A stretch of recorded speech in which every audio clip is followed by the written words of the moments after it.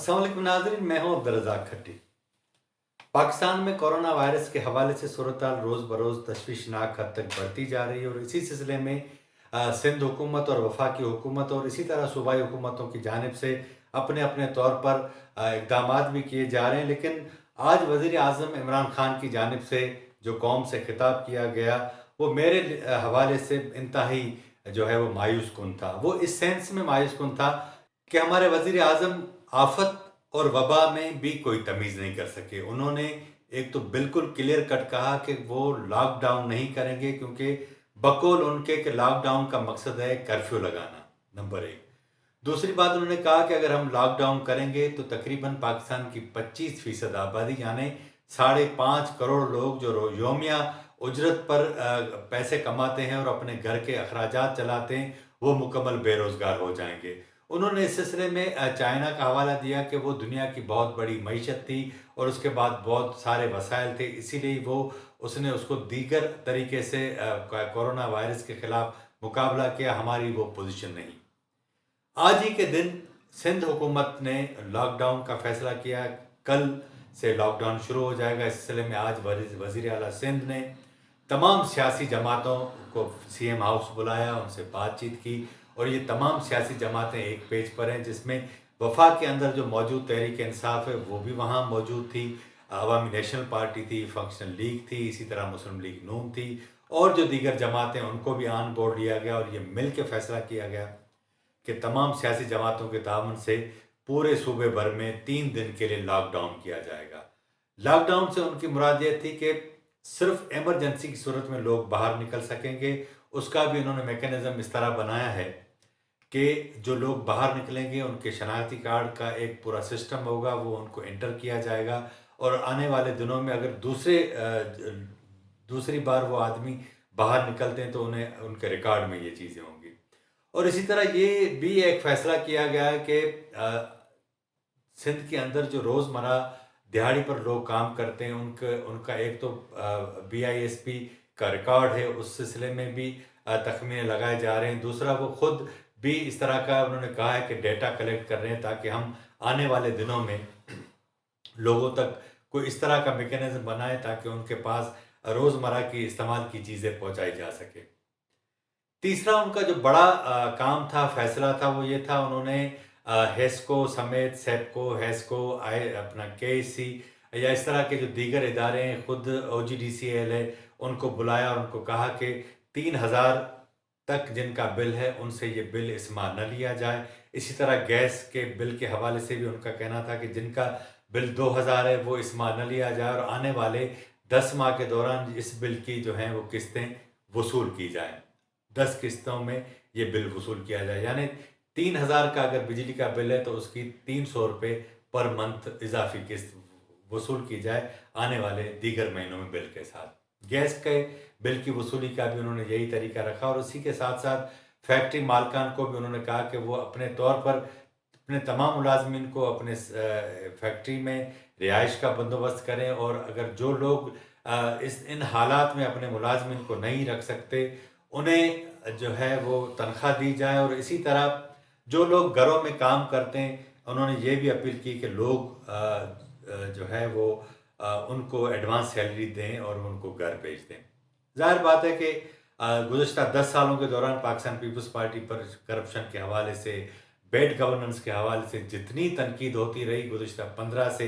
20 दिनों यानी 1 माह के दौरान जो पीपल्स पार्टी ने इनिशिएटिव लिया है, आप बिलीव करें कि इस्लामाबाद में उसको भी लोग सराहते हैं और ये चीज़ें डिस्कस में आ रही हैं और पहली बार बिलावल भुट्टो जरदारी को इस जो है वो अंदाज में उनको संजीदा लिया जा रहा है कि उन्होंने वाकई उनकी क़यादत में जो सिंध हुकूमत काम कर रही है वो बिल्कुल जिसको एक काम करना चाहिए था वो कर रही है। उसका एक सबब ये भी है कि पंजाब की जो हुकूमत है, सूबे पंजाब की, वो बिल्कुल ही डफर तरीन हुकूमत साबित हुई और आप अंदाज़ा करें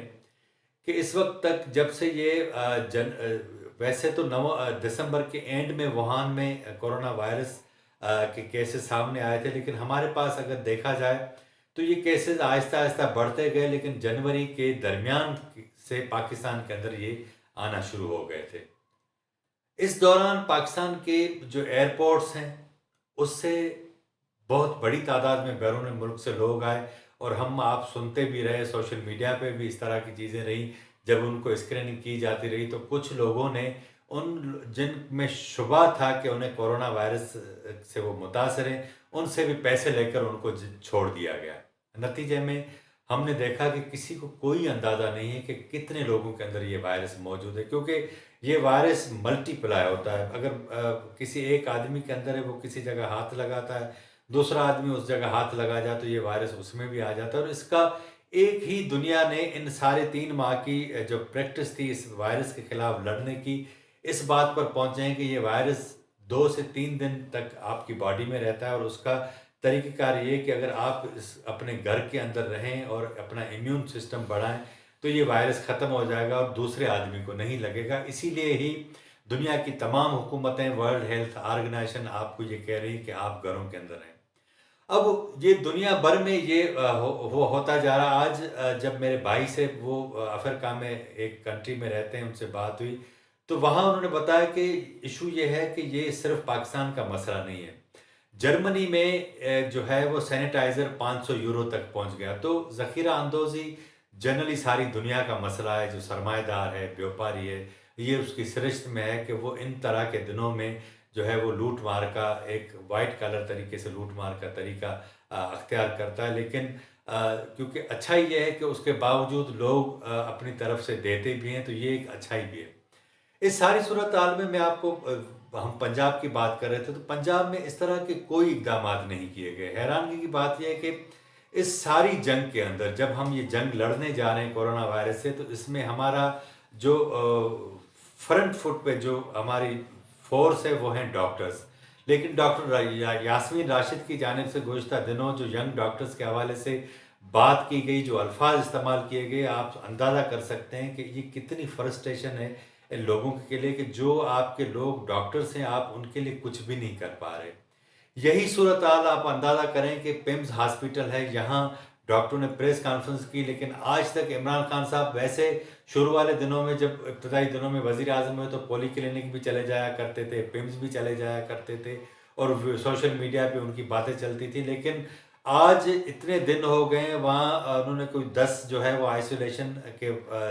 وارڈ بھی بنائے، لیکن اس کے باوجود حکومت کی طرف سے کوئی بھی ہمیں ابھی تک نہیں بتایا کہ کون سا نمائندہ گیا۔ وزیر اعظم صاحب تو گئے ہی نہیں۔ گزشتہ دنوں وزیر اعظم صاحب ڈیرہ غازی خان گئے تھے، وہاں جس طرح وہ جو لوگ آئے تھے تافتان سے، ان سے بات کر رہے تھے، تو ایک مینجڈ پروگرام تھا۔ ان کو وہ ایک خاتون بتا رہی تھی کہ ہمیں کھانا مل رہا ہے، ہمارے ساتھ بہت اچھے طریقے سے وزیر اعظم بتا رہے تھے وہ چل رہے ہیں، آپ کا بہت شکریہ، وزیر اعظم زندہ آباد۔ لیکن اسی دن صبح کو ایک ویڈیو آئی تھی جو سوشل میڈیا پر وائرل بھی، اور سب نے دیکھا کہ کس طرح وہ لوگ چیخ رہے تھے۔ 2 خواتین تھیں، ان کی میت ہو گئی تھی، وہ کہہ رہے تھے کہ ہمیں جانے دیں، لیکن صرف کیونکہ وزیر اعظم کی آنے کی وجہ سے ان کو بالکل اندر رکھا گیا، اور ایک دوسرے کے ساتھ لوگ جو ہے وہ ان کے درمیان 2-2 فٹ کا بھی فاصلہ نہیں تھا۔ تو آپ اندازہ لگائیں کہ یہ جو تافتان سے آئے ہوئے لوگ تھے، ان کے ساتھ جس طرح کا سلوک کیا گیا، وہ خود بجائے وائرس کو کم کرنے کے بڑھانے کا سبب تھا۔ اس میں ایک اور بات میں آپ کو بتاؤں، وہ یہ تھی کہ تافتان کے اندر جس طرح ہماری وفاقی حکومت نے اقدامات کیے، وہ بالکل قابل شرم اور قابل مذمت انتظامات تھے۔ آپ نے سینکڑوں خیمے لگا دیے، لیکن 8 ٹوائلٹ رکھے، وہاں پانی کا بندوبست نہیں تھا۔ وہ کہا یہ جاتا ہے کہ وہ جو کوارنٹائن انہوں نے بنایا تھا، وہ کوارنٹائن نہیں تھا، وائرس بڑھانے کا سب سے بڑی نرسری وہ بن گئی تھی۔ اس کے بعد یہ سارے لوگ سندھ کی طرف بھی آئے ہیں، کچھ پنجاب گئے ہیں۔ اب یہ سارے لوگ کہیں نہ کہیں سے لوگوں کو افیکٹ کریں گے۔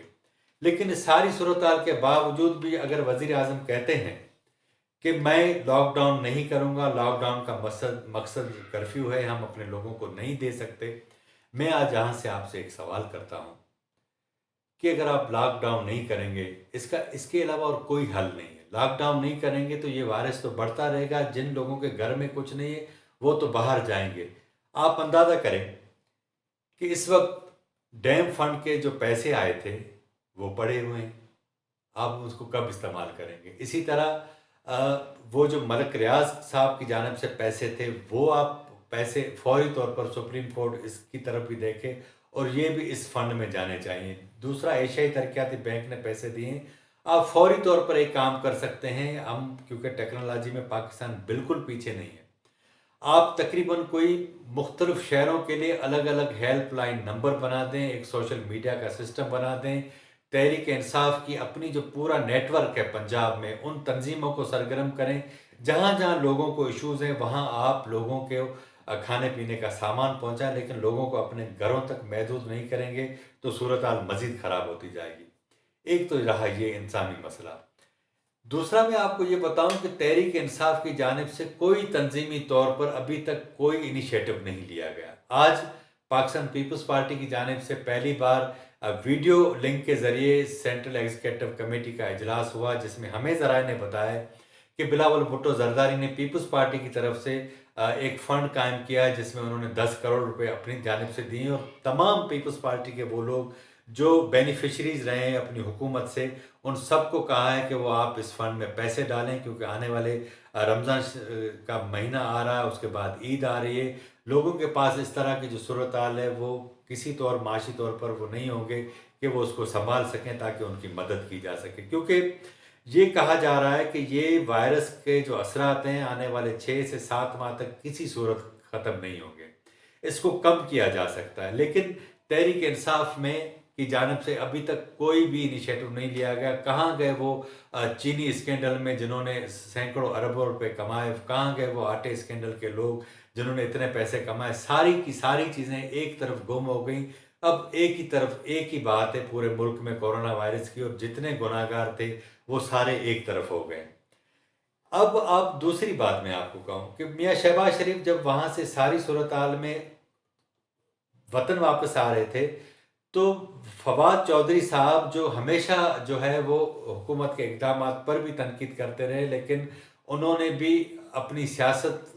کا استعمال کرنے کا موقع جو ہے وہ نہیں گنوایا، ضائع نہیں کیا، انہوں نے اسی وقت ان کے اوپر تنقید کرنا شروع کر دی۔ بات یہ ہے کہ اس کنڈیشن میں اگر کوئی لیڈر اپوزیشن لیڈر یہاں آتا ہے تو آپ کو ان کو ویلکم کرنا چاہیے، طنز نہیں کرنی چاہیے، یہ وقت جو ہے وہ طنز کرنے کا نہیں ہے۔ اسی ساری صورتحال میں آپ کو میں ایک اور بات بتاؤں کہ ہمیں ذرائع نے بتایا کہ آج جو سی ای سی کا اجلاس ہوا اس میں پنجاب کی جانب سے، پنجاب میں جو لیڈران تھے جو آن لائن جو ویڈیو لنک پر موجود تھے، ان کی جانب سے حکومت پر تنقید کی گئی، تو ان کو بھی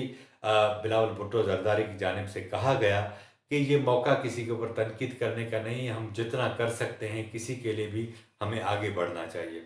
ایک تو یہ ساری صورتحال تھی۔ میں آج آپ کو یہ بتاؤں کہ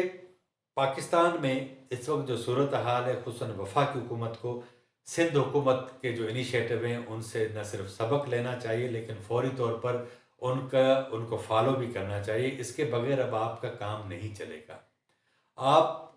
خوف نہ پھیلائیں لیکن لوگوں کو اس جانب ضرور راغب کریں کہ وہ جو ہدایات ہیں اس کے اوپر عمل کریں۔ یہ دنیا میں ایسا کہیں بھی نہیں ہوتا کہ لوگ آپ کے کہنے پر بات مانیں۔ دنیا میں تو سچی بات تو یہ ہے کہ اگر سیاست اور مذہبی معاملات ہوتے ہیں تو کبھی کبھی لوگ مذہبی لوگوں کی بات مانتے ہیں اور سیاسی لوگوں کے اوپر حملے کر دیتے ہیں، لیکن جب الیکشن کا وقت آتا ہے تو مذہبی لوگوں کو ووٹ نہیں ملتے، سیاستدانوں کو ملتے ہیں۔ تو یہ ہماری جو کنفیوز نیشن ہے، جو لوگ ہیں اخلاقی طور پر، مذہبی طور پر، ان کے اپنے وقت کے ساتھ ساتھ مختلف فیصلے ہوتے ہیں، لیکن اس وقت جہاں ہم کھڑے ہیں تو ہمیں یک زبان ہو کر ایک فیصلے کرنے پڑیں گے۔ ایک تو یہ۔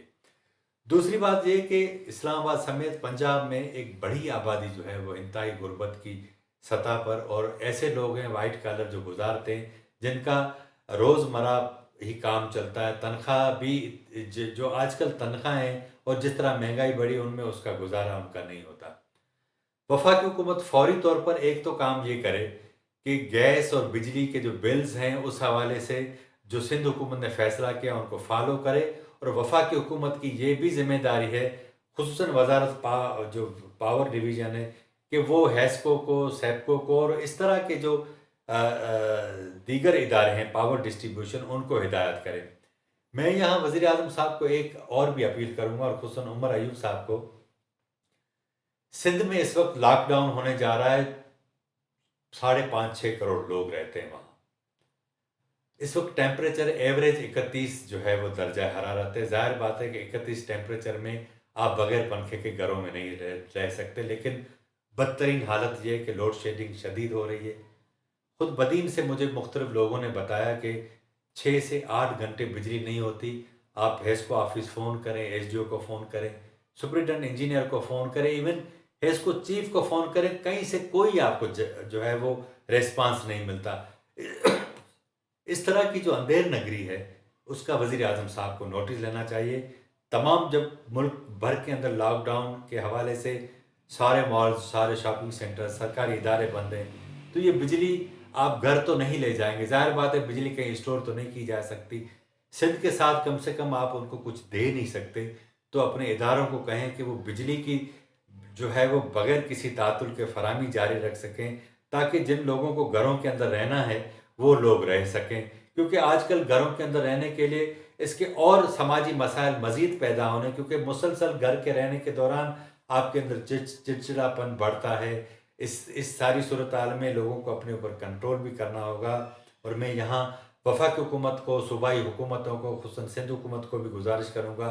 कि वो जो माहिरीन नफ्सियात हैं, उनके भी वीडियो पैगाम इस सिलसिले में चलवाएं कि अगर आप घर के अंदर रहते हैं तो घर के अंदर लोगों को किस तरह की एक्टिविटीज़ करना चाहिए, ताकि वो अपनी फैमिली के साथ मिलजुल कर रहें, उनको उनकी कोई परेशानी पैदा ना हो। तो मेरा ख्याल है कि वफाकी हुकूमत को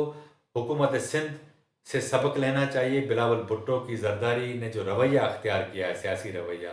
उनसे सबक लेना चाहिए। ये वक्त सियासत करने का नहीं है, आप अपने लोगों के ऊपर रहम करें। रियासत जो है वो माँ की तरह होती है, और माँ का काम है अगर बच्चे बिगड़े हुए हैं तो उनको हाथ दिखाकर, लाठी दिखाकर सीधा करें, लेकिन कोशिश करें कि उन्हें और कोई उन्हें जानी और माली नुकसान ना हो। आज के प्रोग्राम में इतना ही। अगर हमारा प्रोग्राम आपको अच्छा लगा हो तो इसे सब्सक्राइब करें, शेयर करें और अपने कमेंट्स का भी इज़हार करें, ताकि आने वाले दिनों में हम इसको मज़ीद बेहतर बना सकें। मुझे इजाज़त दीजिए। अल्लाह हाफ़िज़।